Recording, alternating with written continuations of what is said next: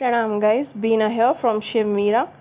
In this audio, I'm gonna just give you some examples of what healing is, what attunement is, and what is mastership. So, most of you all know what healing is. Like it's a give and take of energy, but this cannot be seen by our naked eyes. We need some sixth sense or a sense of touch, feeling, intuition, and the changes in life, they come up, they show slowly.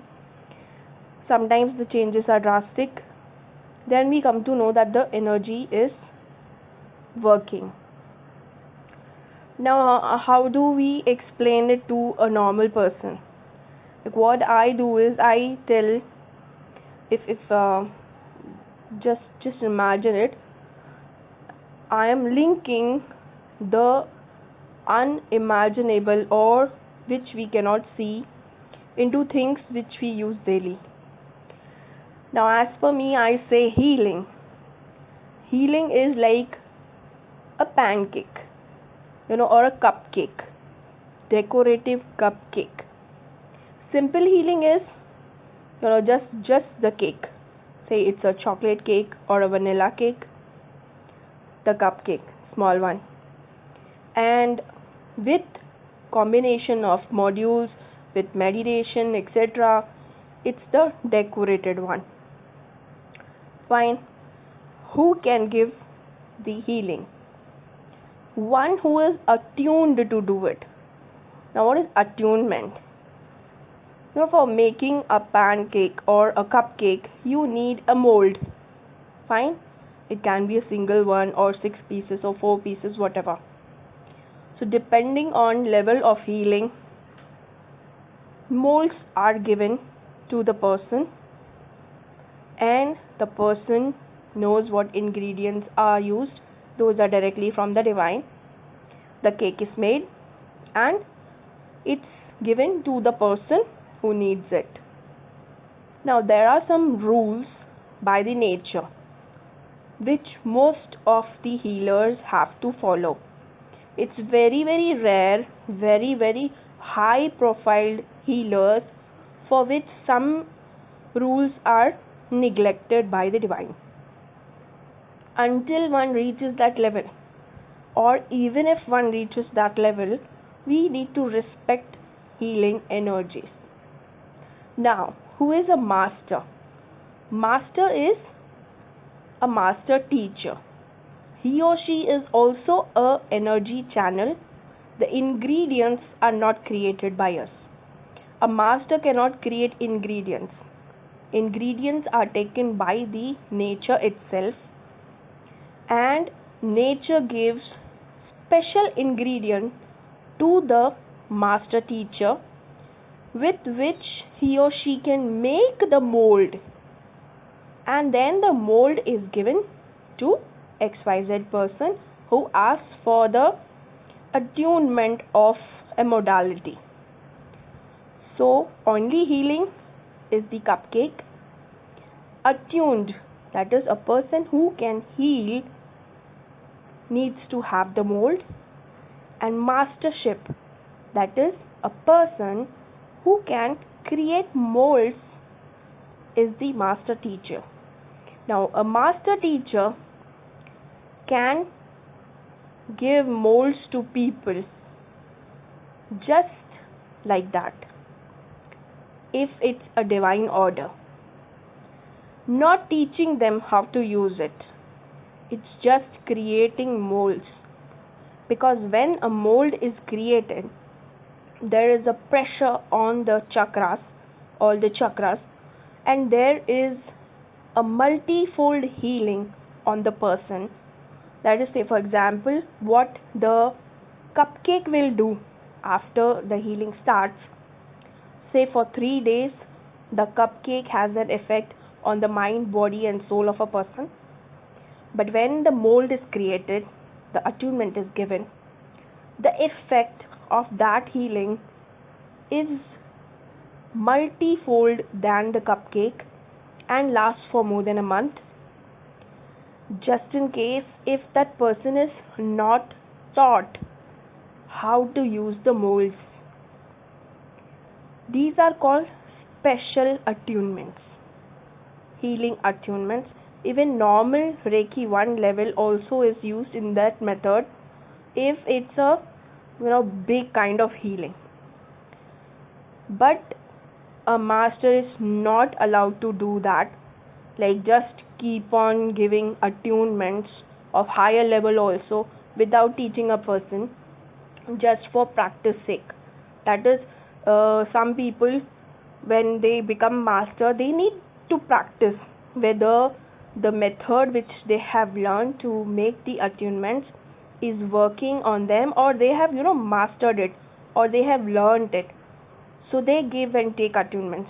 So what we do is we catch hold of people who are already attuned, or either we do practice on masters itself. Like I say an XYZ master teacher that I want to practice a modality, so I'll give an attunement, and in return the person gives me the attunement. Now, if we have a mold, why do we need a reattunement? Now, reattunement is like polishing the mold, the one which already have. It can increase the size of the mold, the depth, the color, the sharpness, etc., etc. So many people also go in for reattunements, but again if they are guided to by the divine. Now there are few people in the world, they say if the ingredients are not made by the master teacher or the healer while making the cupcake or while making the mold for attunement, then why do they charge for us? Energy needs to be exchanged. In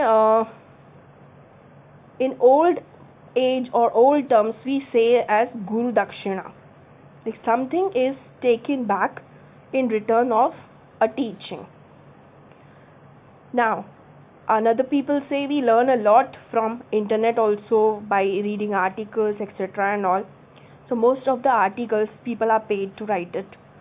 So here most of the guru dakshina is already done, and in end of the month or year or whenever a person feels, we give something in return to the nature. It can be in terms of money, it can be terms of seva or whatever, so that the balance is done. Now again, people, there is one more rule for which people argue. Like there is a rule, if until and unless a person has asked for a healing, you're not supposed to heal them. Like you are not supposed to go on making the pancake or the cupcake and keep on giving. Please take, please take, please take. This is not allowed by the divine. On one sense people say it's good na, like you have the mold, you take the ingredients from the divine, you make it and you give it. Keep giving, you'll get blessings. Now who the hell is gonna give blessing, I say. Another people, they argue that if you curse someone or if you give bad words to someone and if you think negative about someone, are you taking permission from them? I say yes. We do take permission from a person when we talk negative about them, even though the person is not in front of us. We take this permission at a higher level, and whatever negative we speak about the person, it comes multifold to us. Same goes with the positive energy. If I keep making the cupcakes and if I keep giving, and if the cupcakes are not consumed by the person, it just lies down there, it starts getting rotten. Nature doesn't like this. Like if we say people, if we are educating people to do not waste the natural resources, the water, the air, the pollution, etc., and all, even divine energy is a resource. We are not allowed to waste it.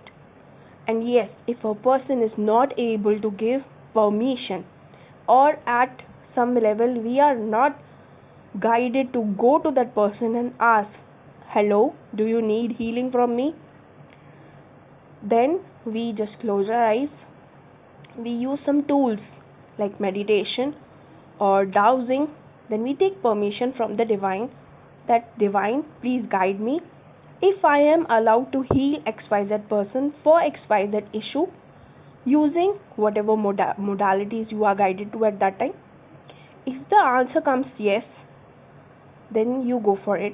If it's a no, then you wait. Now, how do you get the answer yes and no? When you are learning it, your intuition is high enough that you get the answer. You get it automatically.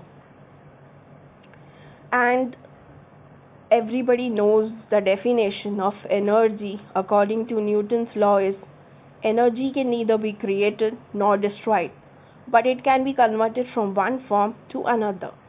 This is what healing does. When we are guiding or targeting the positive energy from the cosmic to the person, either through energy healing or through intention or mantra therapy or crystals, whatever, we are just guiding it. So when there is a person's body, it's like a tub. If positive is coming in, so the negative has to go out. And when the negative goes out, it flushes down, it overflows. And then whosoever crosses from there, that person can pick up that negative. Hence, in each and every modality, in the end, we request Mother Earth, please take up all the negative energies, absorb it like a sponge, convert it to positive energy, love and light, and please use it for yourself. If we do not say this, Mother Earth doesn't absorb it. It is just as if it's lying on her, and yes, she doesn't like that. Some dirt on her. And yes, she has machines.